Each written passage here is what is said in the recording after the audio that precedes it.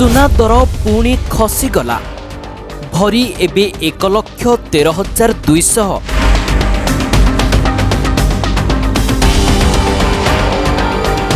सात दिन कमिलाणी 4 थर। सुना 48,500 टंका सस्ता।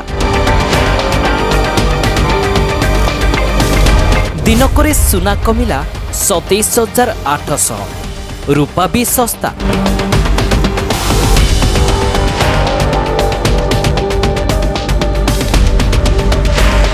रूपार भी भांगिला भाव सीधा कमिगला 5,000।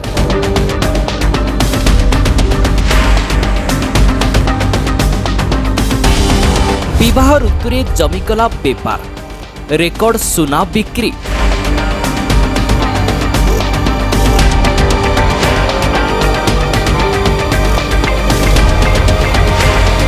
मंगलवार सुना दर में हठात लागिगला ग्रहण। 1,55,000 टंका उपरे रही आसुथिबा सुना दरटा हठात मुहमाड़ी तले पड़ी जाइछि। बजार खोलिबा परे मध्याह्न सुधा भरी पिछा 1,200 टंका सस्ता होइथिबा सुना संध्या को हठात आहुरी कमी जाइछि। एकाथरे भरी पिछा 2780 टंका खसी जाइछि रेट। फलरे सुना भरी एबे होई जाइछि मात्र 1,13,320 टंका। आज्ञा हाँ, एमिति एक महंगा समय रे सुनार एही सस्ता दरटा ग्राहकों को खाली आश्वस्ति देनी बरं गहना बजार रे भिड़ जमाइबार कारण पालटि जाइछि। सेपटे सबुठी दुईटी प्रश्न। काहेकि सुना दर रे हठात रेकर्ड ह्रास हैला? जदि भी हैला एहा ग्राहकों पई स्वर्णिम सुजोग ना आहुरी सस्ता हेबो सुना? ए सबुर खुलासा आमे आगकू करिबो, किंतु प्रथमे सस्ता सुना विषय पूरा अपडेट उपरे नजर पकांतु।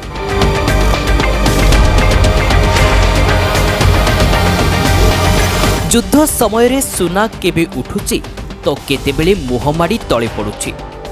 एमिति उपरतल परिस्थिति भितरे भी सुनार भाव खसु नथिला। किंतु एप्रिल पहला बेलकू टिके सस्ता थिबा सुना 15 तारिख बेलकू ढेर महंगा होई जाइथिला। लागुथिला सुना पुणी थरे निजर 1,94,000 टंकार रेकर्ड भांगिब। मात्र गला 7 दिन भितरे सुना दर दिनटीए बढ़िथिबा बेले 4 थर खसीछि। 24 कैरेट वाला शुद्ध सुना दर 100 ग्राम पिछा थरुटीए 4,900 टंका बढ़िथिला, किंतु 4 थर रे मोट 48,500 टंका सस्ता होई जाइछि। केवल मंगलवार सुना दर सीधा 27,800 टंका कमी जाइछि। फलरे 24 कैरेट युक्त सुना भरी 1,54,000 टंकारु सीधा 1,50,093 टंका होई जाइछि। सेमिति 22 कैरेट सुना भरी 1,40,000 टंकारु 1,38,350 टंका को खसी आसीछि। आउ सबुठु सस्ता सुना जहा हीरा अलंकार रे लागुछि माने 18 कैरेट युक्त सुना दर रे सीधा 2,080 टंका ह्रास पाइबा परे एबे भरी होई जाइछि मात्र 1,13,200 टंका। वर्तमान बाहागर ऋतुर शेष समय। आउ मात्र दिन कईटा परे सरीजिब विवाह जोग।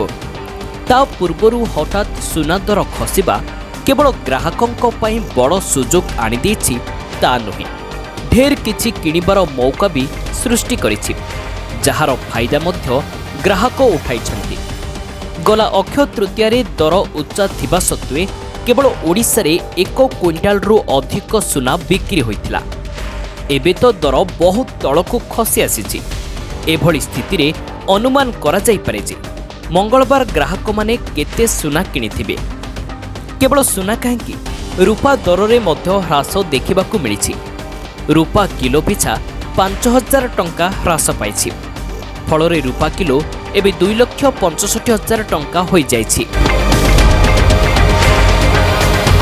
तेबे सुना दर आगकू खसिबो ना बढ़िबो, एहा मध्य अनेकंक पई बड़ प्रश्न पालटिछि।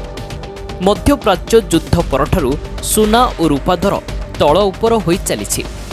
ବାସ୍ତବରେ କହିବାକୁ ଗଲେ ଯୁଦ୍ଧ ପରେ ପରେ ହିଁ 2 ଲକ୍ଷ ଟଙ୍କିଆ ଦୁଆରରେ ପହଞ୍ଚି ସାରିଥିବା ସୁନା ଦର ସିଧା ତଳକୁ ଖସିଥିଲା।